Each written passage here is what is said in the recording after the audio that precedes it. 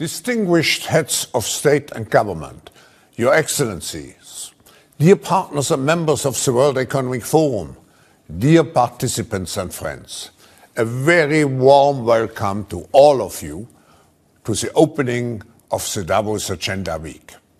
I'm delighted that such a great global audience is joining us today, bringing together key leaders from politics, business, and all aspects of society. 2021 is a pivotal year, decisive in so many ways to shape our future. 2021 will be the critical year to re-establish trust in our ability to shape our common future in collective and constructive ways. We must win the fight against the virus. We must reinvigorate global economic growth and make it more robust, more resilient, more inclusive, and more sustainable. And at the same time, we must accelerate the transition to a net zero economy. In view of this objective, it's my distinct honor and great privilege to introduce our opening speaker of the Davos Agenda Week, His Excellency Xi Jinping, President of the People's Republic of China.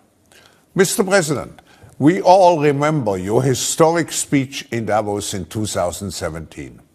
And unfortunately, in the last 4 years, the world has become in many ways even more interconnected, even more interdependent, but at the same time, more fractured and more polarized.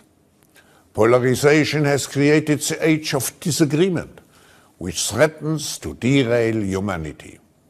Now, we must come together to ensure that we capture the moment and move into the age of collaboration to build a better world. Mr. President, I could mention many initiatives that China has undertaken in the spirit of creating a world where all actors assume a responsible and responsive role. Mr. President, I believe this is the best time to reset our policies and to work jointly for a peaceful and prosperous world.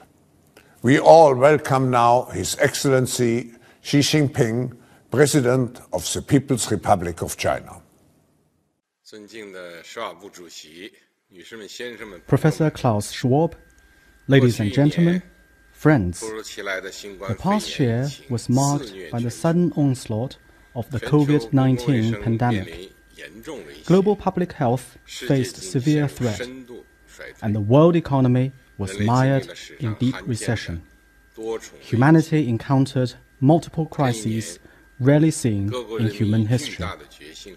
The past year also bore witness to the enormous resolve and courage of people around the world in battling the deadly coronavirus. Guided by science, reason, and a humanitarian spirit, the world has achieved initial progress in fighting COVID-19. That said, the pandemic is far from over. The recent resurgence in COVID cases reminds us that we must carry on the fight. Yet we remain convinced that winter cannot stop the arrival of spring, and darkness can never shroud the light of dawn. There is no doubt that humanity will prevail over the virus and emerge even stronger from this disaster. Ladies and gentlemen, friends, history is moving forward, and the world will not go back to what it was in the past.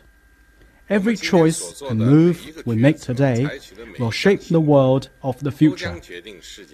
It is important that we properly address the 4 major tasks facing people of our times. The first is to step up macroeconomic policy coordination and jointly promote strong, sustainable, balanced, and inclusive growth of the world economy.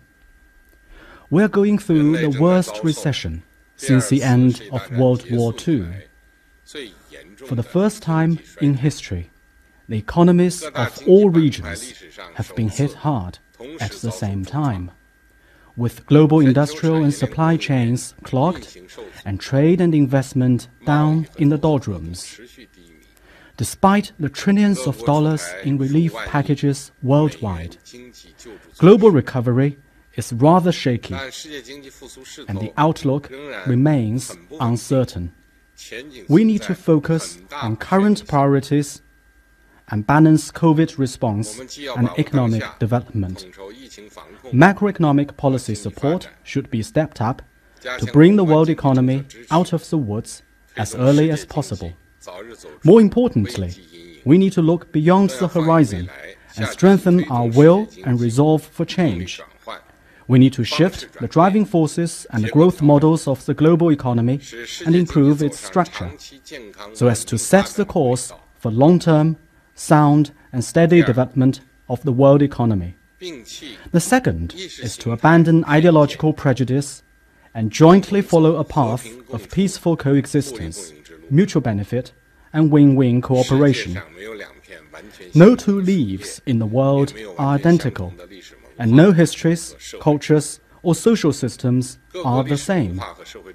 Each country is unique with its own history, culture and social system, and none is superior to the other. The best criteria are whether a country's history, culture and social system fit its particular situation, enjoy people's support, serve to deliver political stability, social progress and better lives, and contribute to human progress. The different histories, cultures and social systems are as old as human societies, and they are the inherent features of human civilization.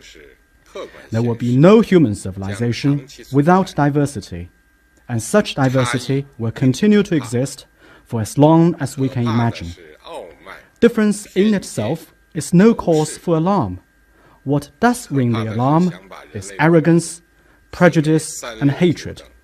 It is the attempt to impose hierarchy on human civilization, or to force one's own history, culture and social system upon others. The right choice is for countries to pursue peaceful coexistence based on mutual respect and on expanding common ground while shelving differences, and to promote exchanges and mutual learning. This is a way to add impetus to the progress of human civilization. The third is to close the divide between developed and developing countries, and jointly bring about growth and prosperity for all. Today, inequality continues to grow, the North-South gap remains to be bridged, and sustainable development faces severe challenges. As countries grapple with the pandemic, their economic recoveries are following divergent trajectories, and the North-South gap risks further widening and even perpetuation. For developing countries, they're aspiring for more resources and space for development, and they are calling for stronger representation and voice in global economic governance. We should recognize that with the growth of developing countries, global prosperity and stability will be put on a more solid footing, and developed countries will stand to benefit from such growth. The international community should keep its eyes on the long run, honor its commitment, and provide necessary support to developing countries and safeguard their legitimate development interests. Equal rights, equal opportunities, and equal rules should be strengthened, so that all countries will benefit from the opportunities and the fruits of development. The fourth is to come together against global challenges and jointly create a better future for humanity. In the era of economic globalization, public health emergencies like COVID-19 may very well recur, and global public health governance needs to be enhanced. The Earth is our one and only home. To scale up efforts to address climate change and promote sustainable development bears on the future of humanity. No global problem can be solved by any one country alone. There must be global action global response, and global cooperation. Ladies and gentlemen, friends, the problems facing the world are intricate and complex. The way out of them is through upholding multilateralism and building a community with a shared future for mankind. First, we should stay committed to openness and inclusiveness instead of closeness and exclusion. Multilateralism is about having international affairs addressed through consultation, and the future of the world decided by everyone working together. To build small circles or start a new Cold War, to reject, threaten, or intimidate others, to willfully impose decoupling, supply disruption, or sanctions, and to create isolation or estrangement will only push the world into division and even confrontation. We cannot tackle common challenges in a divided world, and confrontation will lead us to a dead end. Humanity has learned lessons the hard way, and that history is not long gone. We must not return to the path of the past. The right approach is to act on the vision of a community with a shared future for mankind. We should uphold the common values of humanity, namely peace, development, equity, justice, democracy, and freedom. Rise above ideological prejudice, make the mechanisms, principles, and policies of our cooperation as open and inclusive as possible, and jointly safeguard world peace and stability. We should build an open world economy, uphold the multilateral trading regime, discard discriminatory and exclusionary standards, rules, and systems, and take down barriers to trade, investment, and technological exchanges. We should strengthen the G20 as a premier forum for global economic governance, engage in closer macroeconomic policy coordination, and keep the global industrial and supply chains stable and open. We should ensure the sound operation of the global financial system, promote structural reform, and expand global aggregate demand in an effort to strive for higher quality and stronger resilience in global economic development.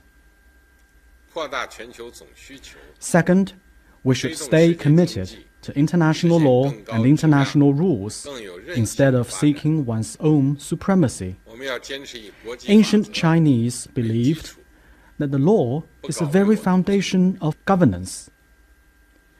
International governance should be based on the rules and consensus reached among us, not on the order given by one or the few. The Charter of the United Nations is the basic and universally recognized norms governing state-to-state relations.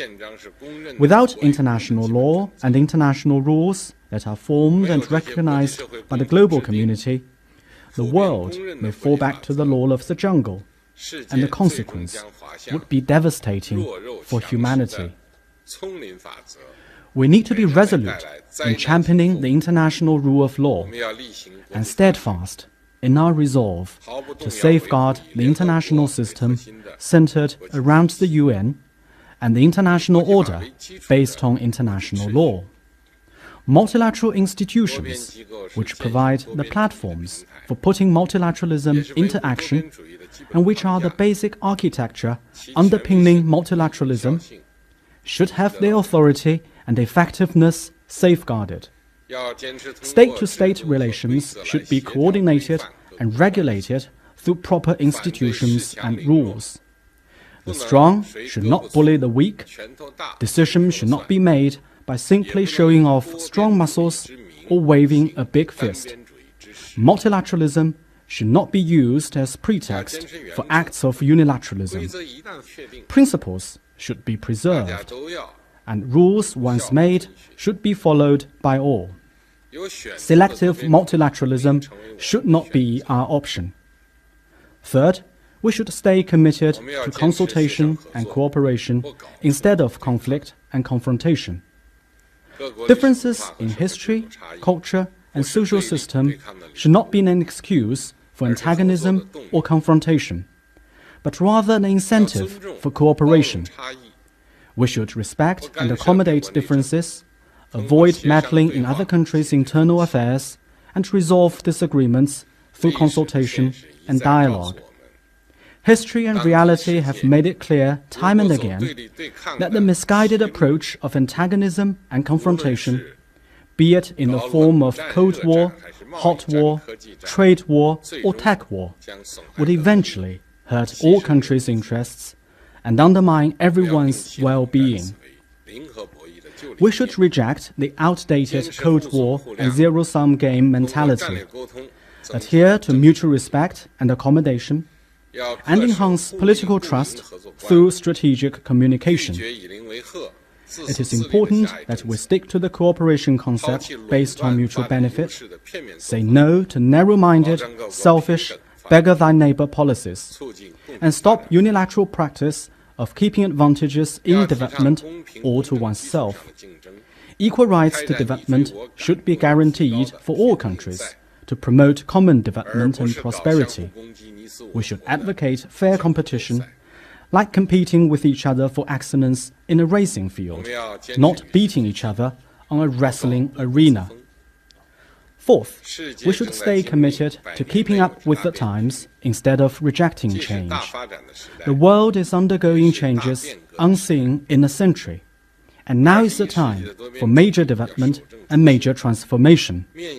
To uphold multilateralism in the 21st century, we should promote its fine tradition, take on new perspectives, and look to the future. We need to stand by the core values and basic principles of multilateralism. We also need to adapt to the changing international landscape and respond to global challenges as they arise. We need to reform and improve the global governance system on the basis of extensive consultation and consensus building. We need to give full play to the role of the World Health Organization in building a global community of health for all. We need to advance reform of the World Trade Organization and the international financial and monetary system in a way that boosts global economic growth and protects the development rights, interests, and opportunities of developing countries. We need to follow a people-centered and fact-based policy orientation in exploring and formulating rules on global digital governance. We need to deliver on the Paris Agreement on climate change and promote green development. We need to give continued priority to development, implement the 2030 Agenda for Sustainable Development, and make sure that all countries, especially developing ones, share in the fruits of global development. Ladies and gentlemen, friends, after decades of strenuous efforts by the Chinese people, China is on course to finish building a moderately prosperous society in all respects. We have made historic gains in ending extreme poverty and have embarked on a new journey toward fully building a modern socialist country.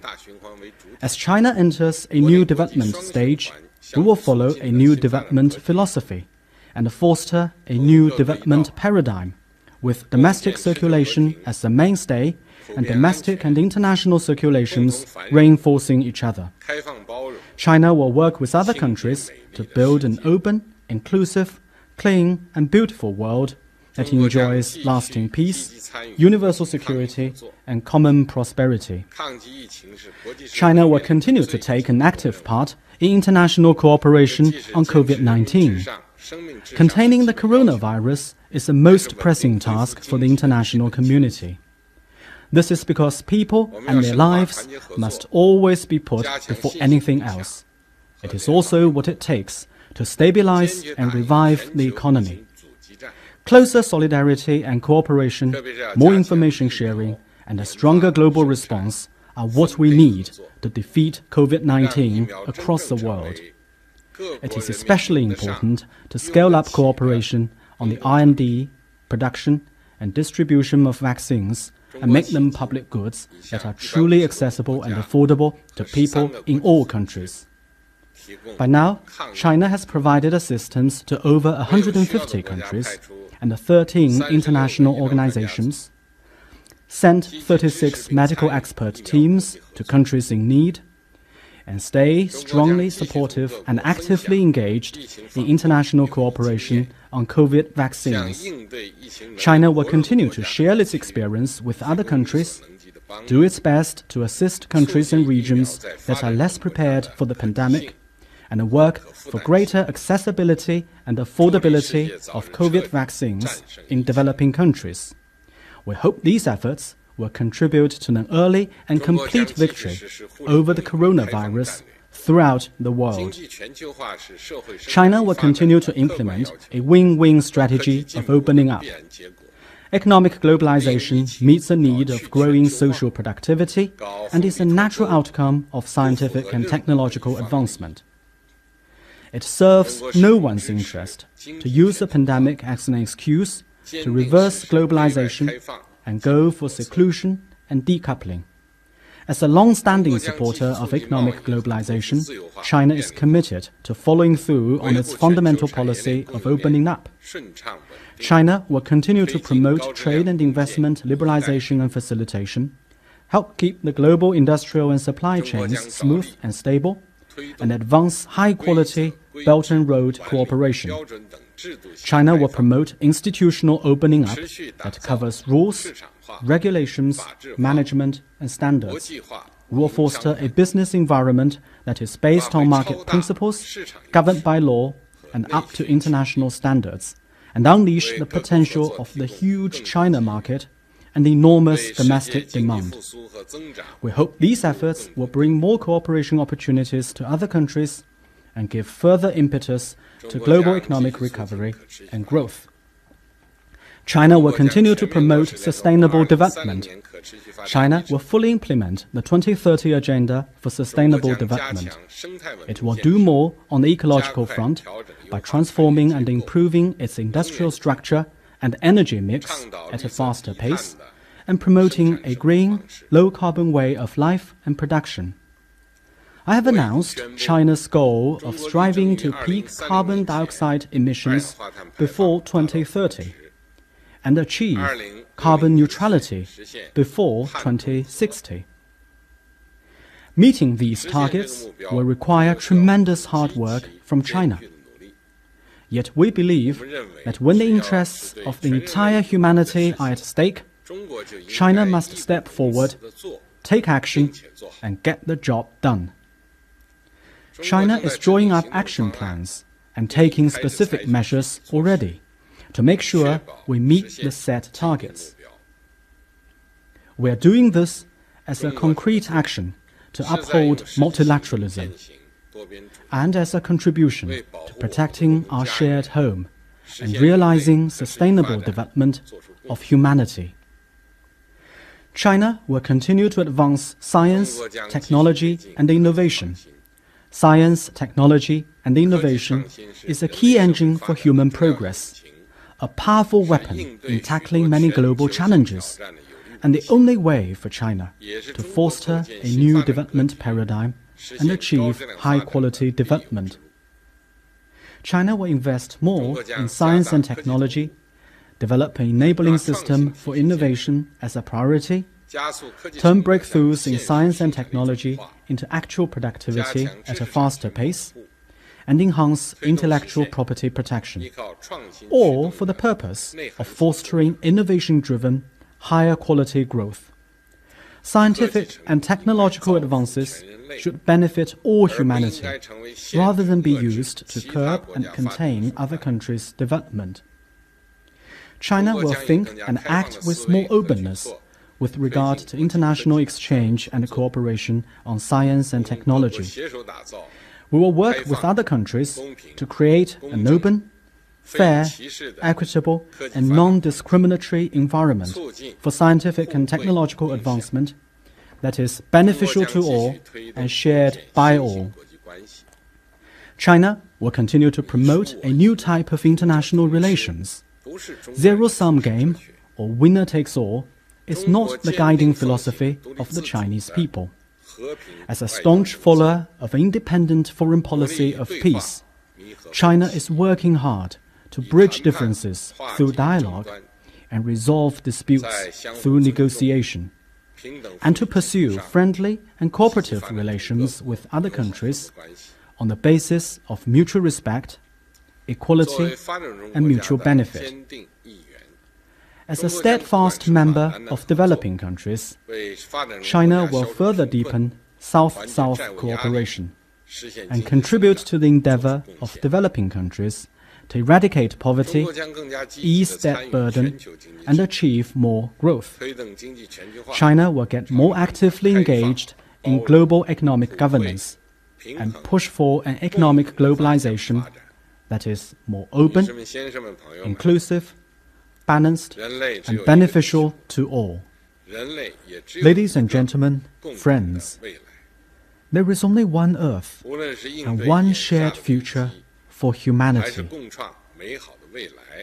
As we cope with the current crisis and endeavor to make a better day for everyone, we need to stand united and work together.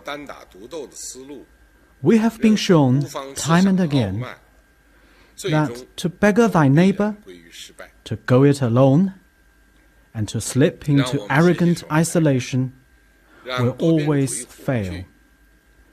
Let us all join hands and let multilateralism light our way toward a community with a shared future for mankind. Mr. President, thank you for such an important speech, which at this crucial moment in history provides us with a truly comprehensive framework for shaping the future. Mr. President, you have defined 4 clear objectives for moving forward: to strive together for strong, sustainable, balanced and inclusive growth, to find harmony in the diversity of human civilization through respectful interaction, to close the gap between developing and developed countries as a prerequisite for true global prosperity, and finally, to strengthen global cooperation in addressing the big common challenges, namely COVID-19 and climate change. Mr. President, you also showed us the principles which should guide us on our common path. Multilateralism based on openness and inclusiveness. Being committed to international law and international rules. Overcoming differences through consultation and cooperation. And being open for change and for improvements and reforms of our global governance system, particularly in exploring and formulating rules on global digital governance.